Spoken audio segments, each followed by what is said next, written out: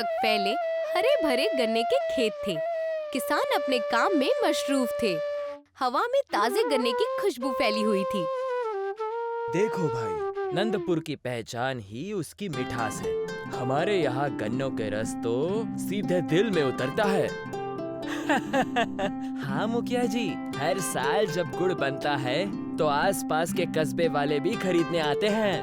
और इस बार तो हमारी फसल पहले से भी बेहतर लग रही है, इतनी घनी और मीठी। कुछ हफ्तों बाद खेतों में हलचल कम हो गई। गन्ने के खेत मुरझाने लगे थे। ये क्या, पत्तियां सूख रही हैं? ये तो पहले कभी नहीं हुआ। हाँ रामू, क्या तुम्हारे खेत का भी यही हाल है? हाँ मुखिया जी, पिछले 2 सालों से गन्नों की मिठास भी कम आ रही है। ऐसा कैसे हो सकता है? क्या कोई हमारी फसल के साथ छेड़छाड़ कर रहा है? सबके चेहरे पर फिक्र के जज्बात नजर आते हैं। कुछ दिन ऐसे ही बीत जाते हैं, मगर कुछ दिन बाद हालात और बुरे होने लगते हैं। रात के वक्त खेतों में रहस्यमयी रोशनी फैलने लगती है। गांव में फसलें सूख रही थीं। गांव के चौपाल पर लोग इकट्ठे थे और सभी परेशान नजर आ रहे थे। जमींदार नरेंद्र प्रताप, मुखिया बलराज सिंह, बुजुर्ग रघुनाथ काका और सुमित्रा और चंपा भी मौजूद थे। अब बहुत हो गया, हमारी फसलें सूख रही हैं। खेतों में अजीब रोशनी दिखती है और जो भी रात में वहां जाता है खौफ से लौटते हुए भाग आता है। आखिर ये ऐसा हो क्यों रहा है? ये किसी की बुरी नजर लग रही है या फिर कोई पुराना श्राप? जब से मैंने होश संभाला है पहली बार ऐसा हुआ है। हमें असली वजह जाननी होगी। अगर इसके पीछे कोई है तो उसे बेनकाब करना होगा। बाबा, हम डर के पीछे नहीं रह सकते। हमें खुद जाकर देखना होगा कि रात में खेतों में क्या चल रहा है। चंपा की बात सुनकर जमींदार वीरेंद्र प्रताप की बहू सुमित्रा गहरी सोच में डूबती हुई कहती है, हाँ, अगर हमें नंदपुर को बचाना है तो हमें इस राज से पर्दाफाश करना ही होगा। मैंने और चंपा ने फैसला किया है कि हम दोनों मिलकर और आप सबकी मदद से इस राज की तह तक जरूर पहुंचेंगे। इतना कहकर सुमित्रा अपने ससुर के कान में धीरे से अपनी और चंपा की तरकीब बताने लगती है। मुझे तुमसे ऐसी ही उम्मीद थी बहू, और चंपा के तेज दिमाग पर मुझे हमेशा ही भरोसा था। मुझे यकीन है कि तुम दोनों की मदद से जरूर इस रहस्य को सुलझाया जा सकता है, क्योंकि कस्बे में सबसे होशियार तुम दोनों ही हो। चंपा और सुमित्रा खेतों की ओर जाने की तैयारी कर रही हैं। चंपा, तुम सच में तैयार हो? अगर सच में कोई ताकत हमारे खेतों को बर्बाद कर रही है तो हमें बहुत होशियार रहना होगा। डर से कुछ नहीं होगा सुमित्रा भाभी, चलो चलते हैं। ये जादुई रोशनी आखिर आती कहाँ से है? दोनों खेतों की ओर बढ़ती हैं।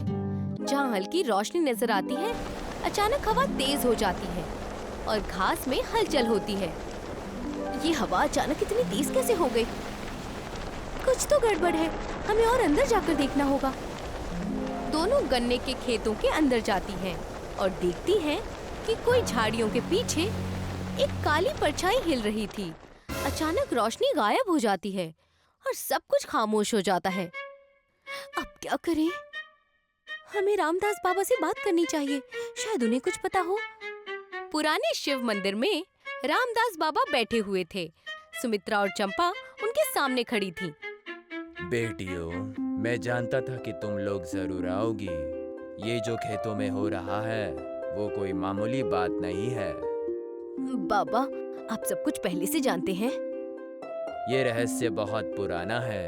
मंदिर के तहखाने में एक संदूक है जिसने सालों से किसी ने नहीं छुआ। शायद तुम्हें इसका जवाब उसी में मिलेगा। तो देर किस बात की, हमें तहखाने तक ले चलिए।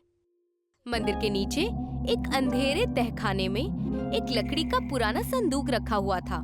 चारों ओर धूल जमी हुई थी। बाबा, क्या इस संदूक में ही हमारे सवालों का जवाब मिलेगा? हाँ, ये संदूक नंदपुर के पुराने रहस्य को छिपाए हुए है। इसे खोलो। सुमित्रा संदूक का ढक्कन उठाती है। अंदर से एक पुरानी पीतल की पिचकारी निकलती है। ये क्या है? ये तो गन्ने की पिचकारी जैसी लग रही है। हाँ, ये गन्नों की ही पिचकारी है, लेकिन ये कोई मामूली चीज नहीं है। सदियों पहले जब इस कस्बे में मुसीबत आई थी, तो हकीकत को बाहर निकालने के लिए एक चमत्कारी महात्मा के जरिए इस गन्ने की पिचकारी को बनाया गया था। यानी ये पिचकारी सच बुलवाने की ताकत रखती है।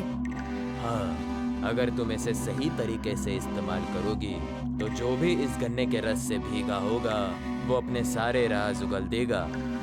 हाँ, अब हमें ये देखना होगा कि गांव में आखिर किसका राज छुपा है। दोनों एक दूसरे की ओर देखती हैं और उनके चेहरे पर एक मजबूत यकीन नजर आता है। नंदपुर के गन्ने के खेत में चंपा और सुमित्रा आधी रात के वक्त खेतों में छिप जाती हैं। चारों ओर खामोशी थी, हल्की हवा चल रही थी और कहीं-कहीं गन्ने के पत्तों की सरसराहट सुनाई दे रही थी।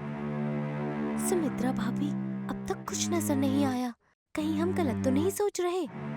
सब्र रखो चंपा, अगर कुछ गड़बड़ है तो वो सामने जरूर आएगा। तभी कुछ दूर से किसी आदमी के कदमों की आहट सुनाई देती है। चंपा और सुमित्रा होशियार हो जाते हैं। झाड़ियों के पीछे से एक परछाई नजर आती है जो खेत में कुछ छिड़क रही थी। देखो भाभी, वही रहस्यमय परछाई। ये आदमी कुछ तो कर रहा है गन्ने के साथ। हाँ, ये वही आदमी है जिसे गांव वाले अब तक सिर्फ परछाई समझते आए हैं। आज सच सामने आ ही जाएगा। वो आदमी खेत से बाहर जाने लगता है। सुमित्रा फुर्ती से ताजे गन्ने का रस उस पर फेंक देती है। अरे, ये क्या किया तुमने? मुझे कुछ अजीब लग रहा है। ऐसा लग रहा है जैसे मैं सब सच बोल दूं। अब सच अपने आप सामने आ जाएगा। हाँ, मैंने ही ये सब किया। मैं चाहता था कि सभी की फसलें खराब हो जाएं, ताकि वो मेरे पास से चीनी खरीदने पर मजबूर हो जाएं। आदमी अचानक घबराने लगता है। मुखिया बलराज सिंह, जमींदार वीरेंद्र प्रताप, रघुनाथ काका और गांव के बाकी लोग, जिन्हें सुमित्रा और चंपा ने पहले से ही खेत में छिपने के लिए कहा था, सामने आ जाते हैं। कौन है ये? कौन हमें बर्बाद करने की साजिश कर रहा था? गांव वाले टॉर्च जलाते हैं और आदमी का चेहरा साफ नजर आने लगता है। ये कोई और नहीं बल्कि गांव का साहूकार नरेश था। नरेश, साहूकार, मुझे माफ कर दो। मैं बस अपना मुनाफा बढ़ाना चाहता था। मैंने खेतों में एक खास केमिकल डलवाया था जिससे गन्नों की मिठास खत्म हो जाए। और डराने के लिए वो रहस्यमय रोशनी? वो मेरे आदमियों का काम था। मैं चाहता था कि कोई भी रात में खेतों के नजदीक न आ जाए और मेरी साजिश का खुलासा ना हो। लानत है तुम पर नरेश, तुमने पूरे कस्बे की मेहनत पर पानी फेर दिया। इसे सजा मिलनी ही चाहिए। इसे गांव से निकाल दो। बलराज सिंह उसे गांव से बाहर निकालने का हुक्म देता है।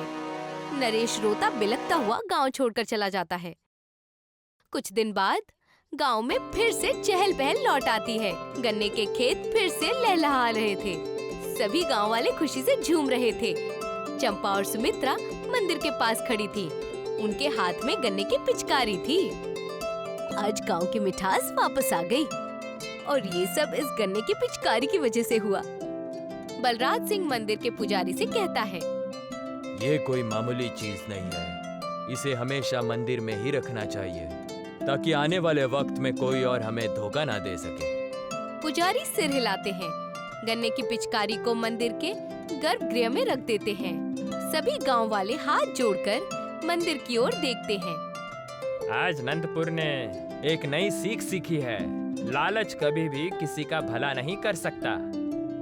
और कोई भी राज छिपाया नहीं जा सकता। सही वक्त आने पर सच खुद सामने आ जाता है। गांव में खुशियों का माहौल छा जाता है। बच्चे खेलते हैं, किसान खेतों में फिर से मेहनत करने लगते हैं। गांव की मिठास लौट आती है।